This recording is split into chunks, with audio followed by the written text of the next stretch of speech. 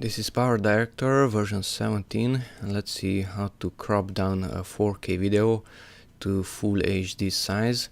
So here at details we can see that the width of this video is 3840 and the height is 2160. Okay, and I will crop down this one to 1920 by 1080. That is the full HD size.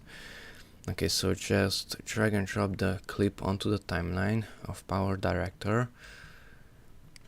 Okay, and select the clip, click on it, and then go here to Tools, Power Tools, and Crop. Okay, and on this window, let's go here to this rectangle, Snap, select that one if it's not selected, and go here to Grid Lines and select 4 by 4. Okay, so since we have the grid line there, let's talk about the size. So 4K video is 4 times larger than a full HD video. So if this one is the 4K, then the full HD would be half of that width and half of that height. That is this one.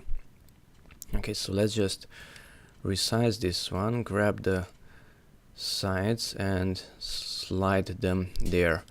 So this one is a quarter of the size of this one, half of the width and half of the height. Okay, so this will be the final video, in the middle. The rest will be discarded, it will be deleted. Okay, so just close this window with the OK button, and here we have the video. So we lost the sides, we cropped the video.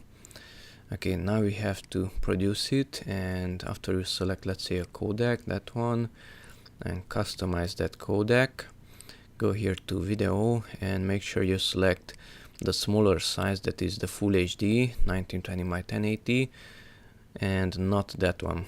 So render your video with this resolution. Select a bitrate that you want, close the window with OK, select a path where you want to save the file using this button, and just render it with this start button. Okay, that's it. Thanks for watching, and bye bye.